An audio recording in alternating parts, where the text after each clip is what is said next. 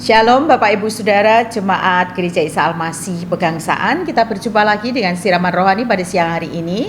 Dan sebelum nanti kita akan membaca dan merenungkan firman Tuhan hari ini, mari kita akan berdoa terlebih dahulu. Bapa kami yang ada di surga, kami datang kepadamu mengucap syukur pada siang hari ini. Di dalam rehat dan istirahat kami mengucap syukur untuk berkat firman Tuhan yang sudah disiapkan untuk kami dengarkan. Bapa, berbicaralah untuk kami, agar kami diberkati dan kami mengerti apa yang Tuhan kehendaki untuk kami lakukan dalam kehidupan kami. Kami mengucap syukur Bapa, menyambut berkat firman-Mu di dalam nama Tuhan kami Yesus Kristus. Haleluya, amin. Bapak Ibu Saudara, hari ini kita akan merenungkan dari kitab 1 Samuel pasal 30 ya. Kita akan merenungkan dari kitab 1 Samuel pasal 30 ayat yang ke-6c. Saya akan membacakan untuk Bapak Ibu Saudara.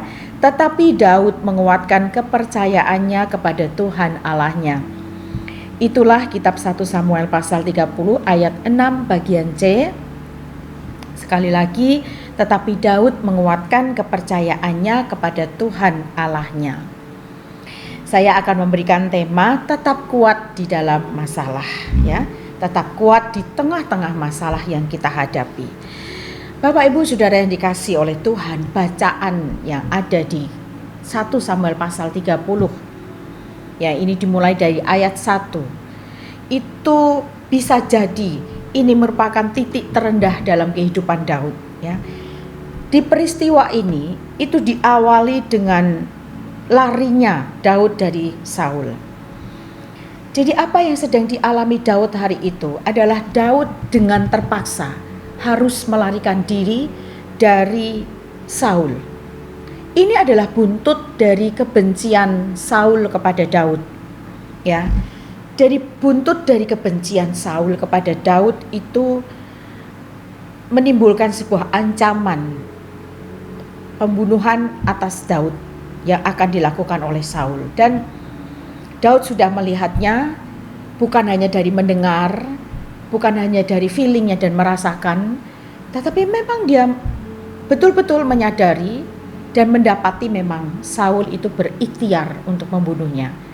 Dan dikuatkan dengan apa yang disampaikan oleh sahabat terkasihnya, yaitu Yonatan, yang tak lain tak bukan adalah anak daripada Saul sendiri. Bayangkan saudara, bertahun-tahun sebelum dia mendapatkan ancaman ini, bukankah Daud itu seorang yang sudah diurapi nantinya akan menjadi raja? Tapi melihat kenyataan ini, tentu berat baginya. Bisa saja apa yang dialaminya itu membawa Daud kepada ketidakpercayaan, kehilangan kepercayaan kepada Tuhan. Daud itu diurapi menjadi raja, itu bertahun-tahun sebelumnya. Sampai kemudian dia masuk ke istana, menjadi pemain kecapi, lalu kemudian mengalahkan Goliat, dan Saul mengangkatnya, bahkan mengangkatnya pula menjadi menantunya. Namun sekarang dia harus menjadi seorang pelarian. Bisa dibayangkan? Yang tadinya memiliki masa depan yang cemerlang akan menjadi raja. Dan dia tahu itu, dia sadar itu. Dan semua orang juga tahu, semua saudara-saudaranya tahu. Tetapi kapan dia menjadi raja? Dia tidak tahu. Karena hari itu dia justru menjadi seorang pelarian. Dia harus berputar-putar, berkeliling mengembara, saudara. Dia harus melarikan diri dari Saul dan dia harus mengembara. Sampai pada akhirnya dia mengambil keputusan. Daud memutuskan untuk gabung dengan Raja Akis. Saudara tahu, Raja Akis adalah raja dari bangsa Filistin. Dan Filistin itu musuh daripada bangsa Israel. Tapi mau tidak mau, Daud harus mencari tempat perlindungan. Karena dia bukan hanya membawa dirinya sendiri. Ada keluarganya dan ada orang-orang yang masih setia kepadanya. Daud harus mencari tempat perlindungan. Dan dia mengambil keputusan, mau tidak mau, saudara. Dia bergabung dengan Akis. Israel hari itu bermusuhan dengan bangsa Filistin. Dan bangsa Filistin, saudara, ya, hanya demi menghindari Saul, dia bergabung, dan itu dia lakukan dengan terpaksa, dia harus bergabung. Namun saudara, ada hal yang sungguh di luar daripada dugaan, dan ini kemudian justru menjadikan hal yang baik dalam hidupnya.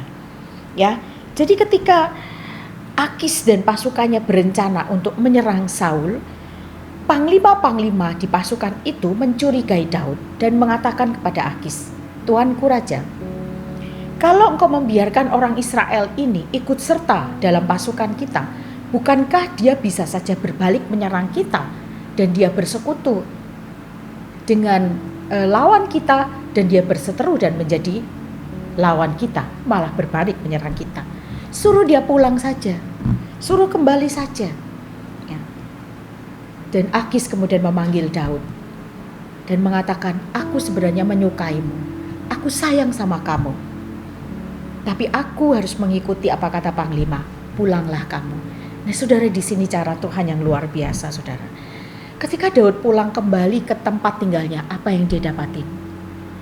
Rumah tempat dia tinggal bersama keluarganya tinggal puing-puing karena Amalek datang untuk membakar tempat di mana Daud tinggal. Dan bukan hanya membakar tempat pemukiman di mana Daud tinggal, tapi membawa kedua istrinya, membawa kaum kerabatnya, membawa istri daripada para pasukan yang dibawanya itu, yang ditinggalkan di rumah itu dibawa saudara. Saudara bisa bayangkan, dari seorang pelarian dengan terpaksa dia harus masuk bergabung dengan Akis menjadi bawahan. Lalu kemudian belum lagi diledek, loh bukankah dia ini yang disebut berlaksa-laksa mengalahkan, bukan hanya beribu-ribu tapi berlaksa-laksa orang. Bukankah dia ini panglimanya Saul, bukankah dia ini orang hebat? Kenapa sekarang dia menjadi seorang pelarian? Daud bukan hanya mengalami itu, tetapi Daud disuruh pulang. Karena kamu gak bisa, kamu gabung terus dengan pasukan Akis, pulang kamu. Dan ketika pulang dia mendapati apa? Menjadi puing-puing tempatnya tinggal. Orang-orang terkasihnya, istrinya dibawa oleh bangsa Amalek. Saudara, wajar kalau orang-orang yang mengikutinya hari itu kemudian menyatakan rasa sakitnya karena hal yang menyakitkan, sampai akhirnya mereka berencana untuk melempari Daud itu dengan batu karena kecewa dan marah. Saudara, kalau dalam kasus ini, siapa yang sebenarnya harusnya paling kecewa dan marah kepada Tuhan? Daud, saudara. Daud yang sudah diurapi menjadi raja. Dia harus menjadi pelarian. Dia harus bersembunyi. Dan sekarang dia harus pulang ke tempat tinggalnya. Dan apa yang didapatinya? Kehancuran yang didapatinya. Saudara, tapi apa yang dilakukan Daud? Dia tidak menyalahkan siapa-siapa loh saudara. Dia tidak menyalahkan orang-orangnya, tidak marah, tidak menyalahkan Saul, Yonatan, tidak menyalahkan manusia. Dia tidak menyalahkan Tuhan. Tapi dia meminta, bawa baju efod, bawa efod. Aku akan datang. Dan dia tidak melupakan untuk bertanya kepada Tuhan. Maka dia datang kepada Tuhan dan dia bertanya, Tuhan, akan ku kejarkah Amalek atau tidak? Dan Tuhan menjawab, kejar. Hari ini aku menyerahkan Amalek ke dalam tanganmu. Dan Daud berangkat mengejar Amalek dan dia bisa menyusul dan dia bisa beroleh kemenangan. Bapak Ibu Saudara yang dikasihi Tuhan, siapapun kita bisa mengalami kondisi situasi di titik terendah dalam hidup kita. Kita bisa mengalami namanya kekurangan yang sangat-sangat kekurangan. Kita bisa mengalami yang namanya hancur sehancur-hancurnya. Kita bisa mengalami gagal segagal-gagalnya. Apapun yang kita doakan gak terjawab. Apapun yang kita kerjakan gagal. Keuangan kita menjadi porak-poranda. Rumah tangga kita mungkin, anak-anak kita. Atau apapun yang kita pegang, yang kita punya. Saudara, hari itu memberi kita rasa sakit yang luar biasa. Rasa putus asa yang luar biasa. Saudara, siapapun kita. Mungkin kita hari ini, atau kita pernah, atau kita tidak tahu. Kita mungkin satu kali akan mengalami kondisi situasi. Kita berada di titik terendah dalam hidup kita. Teladan apa yang kita dapat dari seorang bernama Daud, saudara? Ia tidak menggunakan akalnya. Ia tidak menggunakan emosinya. Ia tidak menggunakan egonya, ia tidak mengandalkan kekuatannya. Siapa yang tidak kenal Daud? Ahli berperang, panglima perang. Bahkan dia adalah andalan daripada Saul. Saul mengalahkan beribu-ribu, tapi Daud mengalahkan berlaksa-laksa.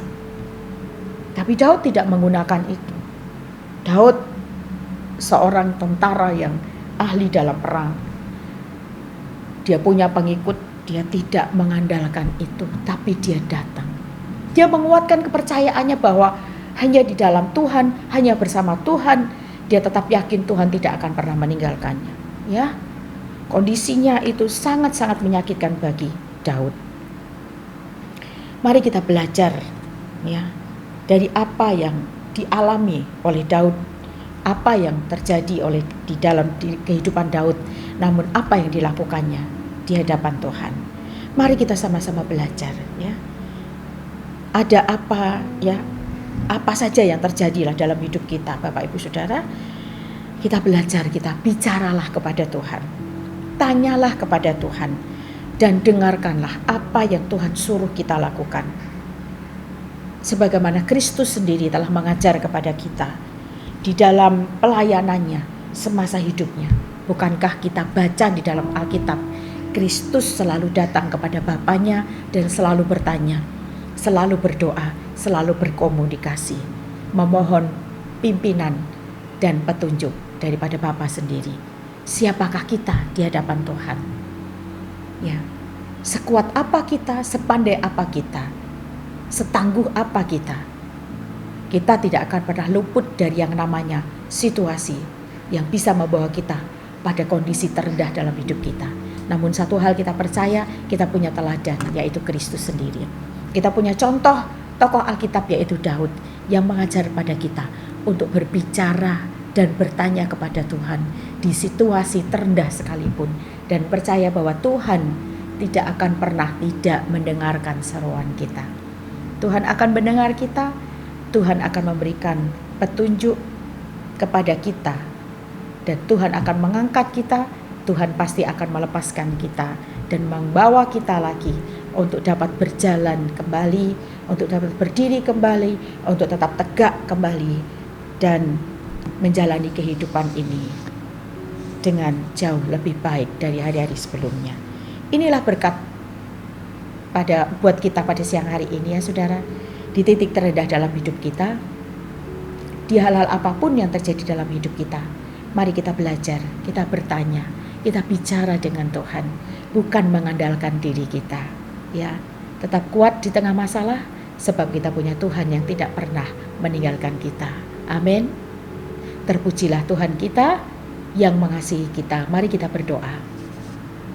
Tuhan yang baik, kami datang kepadamu mengucap syukur dan percaya bahwa Tuhan tidak pernah meninggalkan kami di titik terendah kami, Tuhan.